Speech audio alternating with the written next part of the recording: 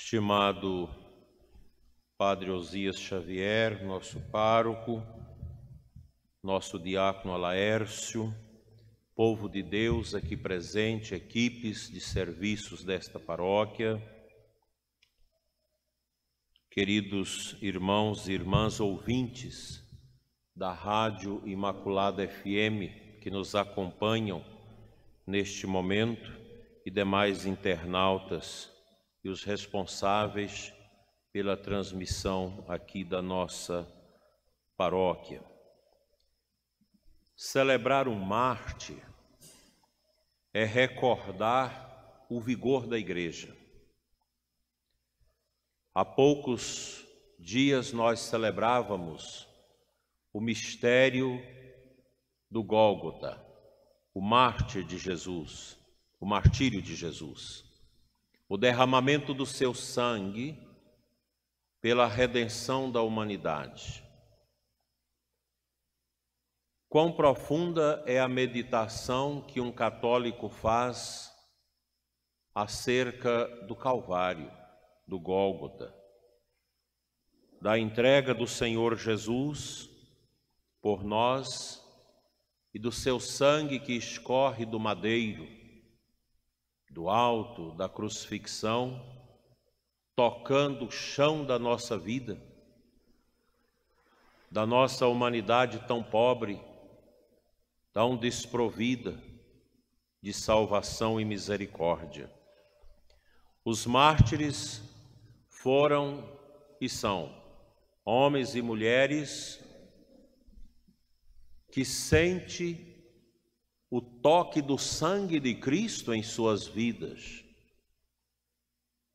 diante das grandes exigências que o mundo faz em termos de perseguição aos cristãos. Todos os dias nós temos católicos, cristãos, morrendo mundo afora na defesa da fé. Nós ainda temos liberdade para a nossa fé. Não uma liberdade completa, mas nós temos a liberdade para orar, para evangelizar. Mas nós temos muitos lugares, muitos países que vivem sob o cajado da ditadura, dos tiranos, que perseguem a fé, que perseguem Jesus. Jesus nunca deixou de ser perseguido. Mais do que nunca em nosso tempo, o Cristo é vilipendiado por tantos que abandonam a fé cristã, por tantos sistemas e ideias que são contrários ao santo Evangelho de Jesus. E os mártires são homens e mulheres que hostilizam os elementos da besta do Apocalipse, que neste mundo se levanta contra o Evangelho. Os mártires são estes que São João, na ilha de Pátimos, quando falava com Deus, contemplando o mistério do Cordeiro, Deus lhe pergunta, após a visão que ele contemplou, dos 144.000 vestidos de branco, ladeando o Cordeiro, e Deus pergunta, sabe quem são estes? Não, Senhor, não sei, eu quero saber. E Deus disse a João, estes são aqueles que vieram da grande tribulação. Alvejaram suas vestes no sangue do Cordeiro. Passaram pelas tribulações. Nós vivemos neste momento uma grande tribulação, que é esta crise sanitária produzida pela peste, que traz instabilidade, medo, sofrimento, desemprego, mortes, angústias, incertezas, quebradeira econômica. Nós temos um contexto de sofrimento, é uma tribulação que nós estamos vivendo. E o que Deus espera de nós, cristãos? Que nós não tenhamos medo, como o próprio Jesus fala para nós no Evangelho de hoje: não tenhas medo. O cristão não afasta da tribulação. Todas as tribulações e provações que o mundo nos oferece é para nós motivo de graça, é motivo de esperança, é motivo de superação.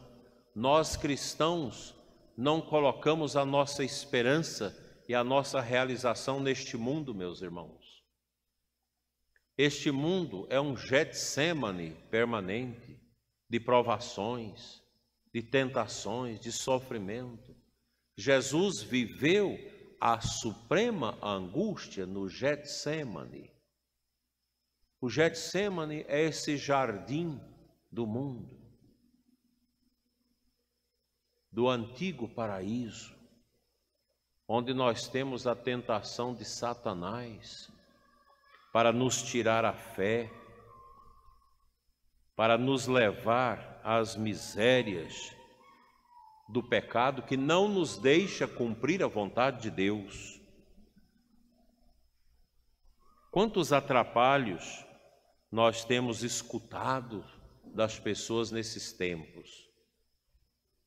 Dificuldades internas, pessoas com abalos psicológicos, porque o Brasil é o país onde o povo é mais ansioso no mundo.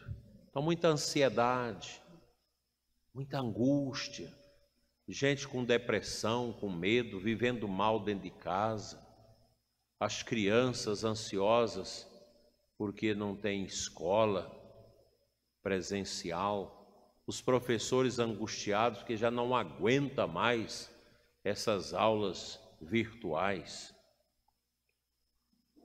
Nós não podemos viver o cristianismo e a nossa fé também assim, longe. Nós precisamos do calor de uns dos outros, nós precisamos da comunidade para vivenciar a nossa fé. Quantos lugares, mundo afora, que as nossas igrejas foram ostensivamente perseguidas pelas autoridades. E Jesus fala para nós: não precisa ter medo. Você tem que ter medo de quem destrói a sua alma, não de quem destrói o seu corpo. Todos os cristãos precisam, a exemplo de Santo Expedito, estar de pé, na coragem de entregar a vida, se assim for preciso, na defesa da fé. Quanta gente mole nos nossos tempos, que já não quer mais viver o seu batismo, com medo, ficando em casa. Tem gente aqui em Formosa, gente da frente da igreja, que desde o ano passado não vai mais à igreja, mas vai no banco, mas vai em festa, mas não vai à igreja com medo do vírus. Nós temos que ter o cuidado, como aqui estamos tendo, de maneira muito razoável. Mas nós não podemos ser escravos do medo, gente. Ah, mas se eu pegar o vírus e morrer, mas você deve estar preparado para morrer. Todos nós devemos estar com o coração preparado para a morte. Nós não precisamos ter medo dessa morte que mata o corpo. Nós precisamos temer a morte que mata a alma, que joga a alma no abismo do inferno e da condenação. Jesus é muito claro ao dizer que aquele que me negar diante dos homens, também eu o negarei diante do meu Pai que está nos céus. E a gente nega Cristo na preguiça da oração. Eu estou falando isso aqui porque muita gente está escutando pelas mídias e pelo rádio, porque vocês têm sido fiéis aos trabalhos da igreja, às vezes vindo à igreja com o coração miúdo, sofrido por tantos desatinos, mas estão aqui.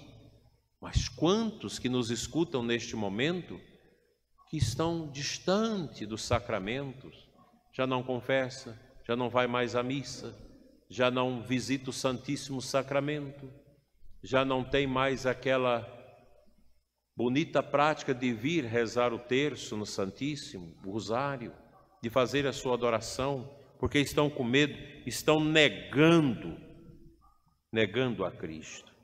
Quanto a vós, até os cabelos da vossa cabeça estão todos contados.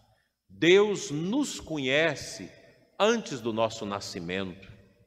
E Deus já nos conhece como vai ser o nosso enfrentamento final da morte e para onde nós vamos. Deus já conhece. Até os cabelos da nossa cabeça estão contados. Não tenhais medo, porque vós valeis muito mais do que os pardais. E Jesus fala: aquele que me declarar diante dos homens, será declarado por mim também diante do Pai. É o testemunho, é o martírio. Santo Expedito é um militar, é um santo do século IV, do Império Romano, que era mundano, que vivia uma vida longe de Deus, mas alguém certamente mostrou com a vida a beleza de ser de Cristo. E estes homens esquisitos, ateus, medonhos, mundanos, eles são vazios. Santo Agostinho era assim. Os grandes convertidos eram assim. Também não foi diferente com Santo Expedito, que vivia o mundo dos prazeres, a riqueza, a vaidade do império, mas tinha o coração vazio porque ele não tinha Jesus. E certamente vendo alguns convertidos, escutando alguns que anunciaram a vitória de Jesus para ele, mostrando que o reino de Cristo é maior do que o reino do imperador de Roma, de Diocleciano, que o fogo que Jesus acende pelo Espírito no nosso coração é um fogo que arde em amor, em fé, em esperança. Contemplando estas pessoas, de repente, Santo Expedito foi tomado pelo poder do céu. A sua alma foi invadida pela graça de Deus. Quantos intercessores, quantas pessoas cristãs dentro do exército, que sabia, se ele converter, vai ser uma grande bênção. E ele tem um coração bom, ele vai converter. Intercederam, rezaram, até que ele decidiu por Jesus. E foi quando o diabo aparece para ele na figura do corvo. Cras, cras, cras. Deixa para amanhã, deixa para amanhã. E o santo toma a cruz e a levanta e diz: ode, é hoje. Por isso ele é o santo das causas rápidas, das causas urgentes. Porque quando o Santo Expedito experimentou o poder de Deus na sua vida, ele não titubeou. É agora, eu não posso adiar a minha conversão. Tem gente que diz: eu vou deixar para converter quando eu for velho. Vou aproveitar os prazeres do mundo, vou aproveitar a carne, vou me deliciar nos prazeres deste mundo, e quando eu estiver velho, quando o meu corpo já não querer mais os prazeres, então vou me converter. Coitado, pode morrer hoje, e a alma chafurdar-se na escuridão, no abismo da condenação. É interessante que este corvo, que grita atrás de Santo Expedito para ele adiar a conversão, e Santo Expedito logo percebeu que era o demônio. No filme do Mel Gibson, o filme da Paixão, este corvo arranca os olhos de Cestas, o mau ladrão, aquele que debochou de Jesus na cruz. Enquanto Dimas brigava com ele: não faça isso, porque este homem é justo, nós merecemos a cruz, ele não. E Cestas abusava de Jesus, escarnecia de Cristo, como os pecadores de hoje escarnecem da igreja, escarnecem do evangelho. E Dimas diz: Senhor, quando estiveres no paraíso, lembra-te de mim. E Jesus, já com a sua voz tão embaraçada, diz: hoje mesmo estarás comigo no paraíso. E vem o corvo e arranca os olhos de Cestas. O demônio rouba tudo, rouba até a nossa visão. O demônio não tem nada de bom na sua essência. O demônio é a encarnação do mal. Ele move os corações carnais. Ele move aqueles que se acham deuses. O demônio faz tudo para que nós não prosperemos na oração. O demônio tem o princípio do deboche em relação àquelas almas que ele toma para si. Se Santo Expedito tivesse escutado o corvo, que era o próprio demônio, deixa para amanhã, e não tivesse convertido, na hora da morte, Satanás estaria diante dele, dando as gargalhadas satânicas e debochadas, como o demônio faz para todas as pessoas que cedem às suas misérias e tentações. Nessa pandemia, o pai do inferno botou para trabalhar todos os diabos. Todos os espíritos das trevas estão em ação diuturnamente, 24 horas, colocando angústia no coração das pessoas, levando os jovens ao uso das drogas, levando crianças ao abuso, às vezes dentro da própria família, levando os casais à separação, levando os sacerdotes ao cansaço e à fadiga, tirando as pessoas da igreja, levando as pessoas à preguiça espiritual de não querer mais orar, levando as pessoas ao desrespeito às outras, à frieza, a um coração gelado, insensível com os sofrimentos do outro. Não temos um espírito das trevas de férias. Todos estão em trabalho, mundo afora, criando divisão, fazendo as pessoas usar o vírus para a política, para a desunião, levando as pessoas ao desespero, à depressão, ao suicídio, e por aí vai. Por isso, meus irmãos, hoje, quando nós olhamos para o Círio Pascal, que representa o ressuscitado, tenhamos presente que o Círio representa também a igreja. Quando na vigília santa foi cantado o Exultet, tem uma parte lá bonita que fala da cera virgem da abelha, que nos deu esta vela. Claro, hoje nós não temos cera de abelha suficiente para fazer tantos círios. A gente faz de uma outra substância mais de petróleo, de parafina, mas não perdeu o sentido.